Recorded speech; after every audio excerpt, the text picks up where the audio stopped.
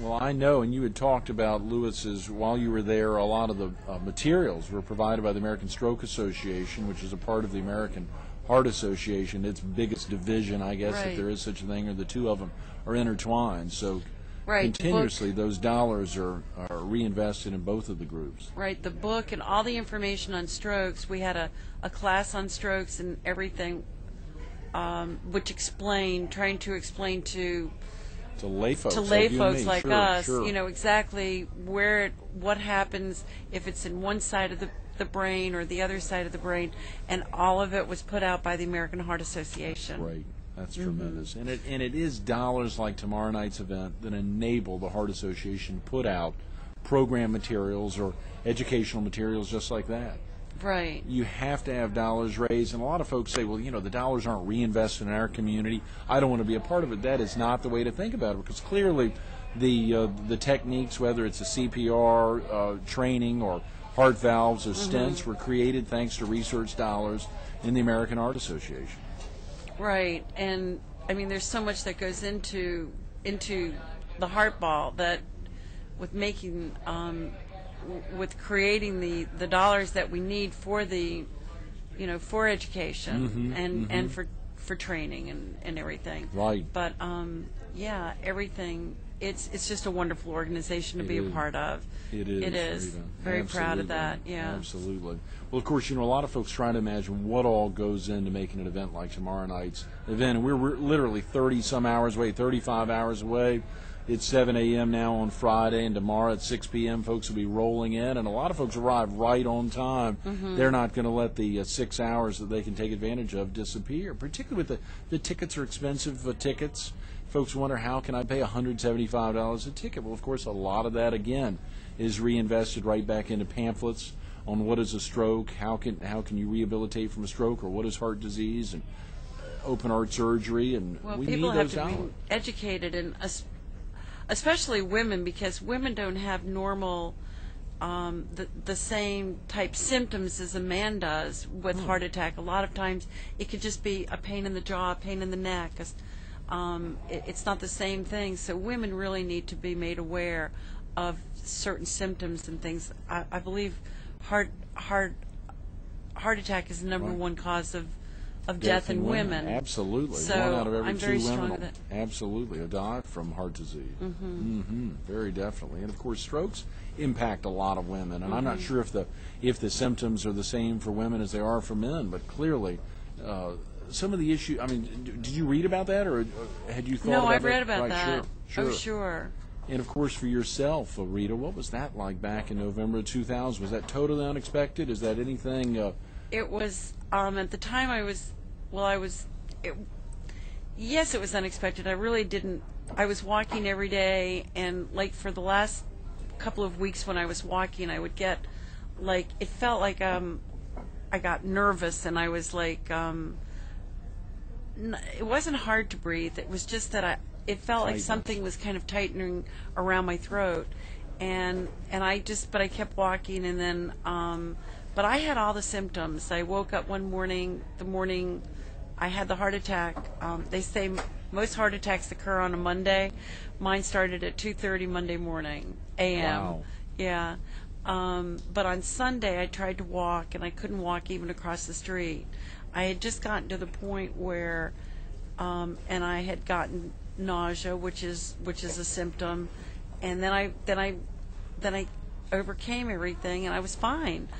And but when my heart attack started, it was the classic symptoms of the deep pain in my chest and pain down my arm. So I was classic, which and so and at some I knew level, what it thankfully, was. you knew what was coming on, and I did know what'd what you it do? was. I mean, what? You don't really want to know.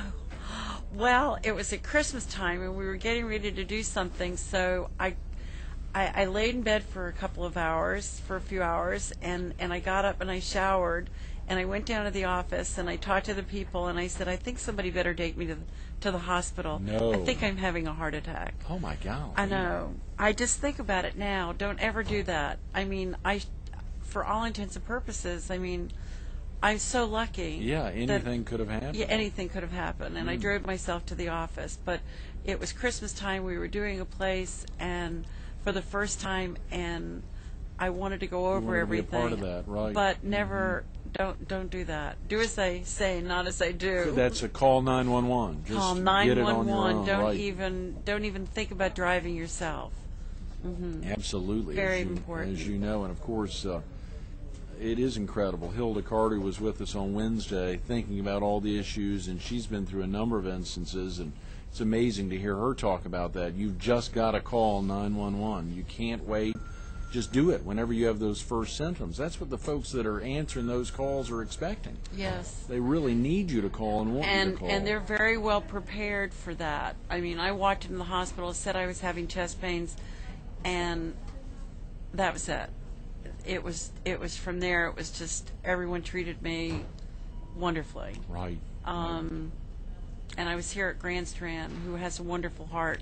They do. Program. Great It's heart just wonderful. care program. They're one of the tops, I understand, for small hospitals or for mid-sized or even large hospitals, one of the tops in the country. So we're in a good place with Dr. Bryan and Dr. McIntyre, two tremendous cardiovascular surgeons or cardiothoracic surgeons, and of course a lot of great cardiologists who are really on top of checking symptoms and making sure and all the things that they can do. Andy Gresco was with us 3 or 4 weeks ago at Redline Power Sports, and to hear him go through all the machinations that he has to think about for all of his patients of all ages, and the real serious steps that they have to go through to make sure patients are taken care of. It's a big deal. And I had 2 stents, and I was just very, I think I was fortunate, although I guess surgery isn't as, it's an easier recovery now than it used to be many years ago, especially when my father had it. My father was the first man in history to have a double bypass in one surgery. No, he was in Houston Rita. with Dr. DeBakey. Do you remember I've seen that name. that yes, name? Yes. He and Your what they father did was the first man in to have history. a double bypass surgery. Is that right? Yeah. I wasn't aware I'll of show that. you some information on that. I'd love And to see that. they had to dislocate his shoulder.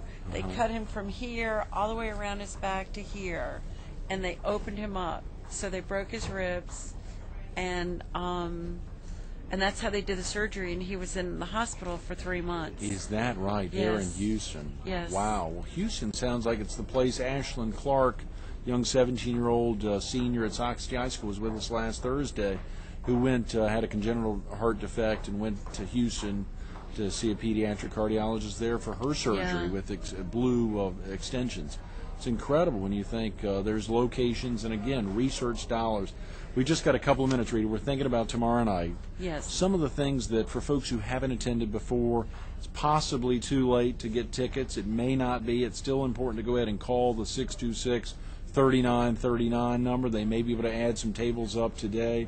I know earlier this week we had to turn in the final counts on Tuesday of how many folks will be attending. But if someone hasn't been, what are they going to see tomorrow night? What's going to be so special aside from your amazing decorations, which will be spread out all over?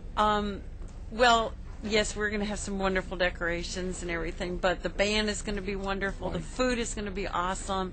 The company's going to be great. There's going to be, the auction committee has worked so hard on amazing auction items, and it's just going to be a fun night, and people will come and be entertained. Yes, entertainment's a big part of it, very definitely. As well as they need to give a few dollars to it's not the American just- Heart Association. That's exactly right. It's If you not come all here- about fun and games. You know, Ann Lehman was with us on Monday, and we're thinking about that aspect. Diane Devon Stokes, as you know, who is a lot of fun, is, of course, emceeing that night. David Bennett, the coach from Coastal Carolina, tomorrow night will be, of course, helping to auction off some of the live auction items.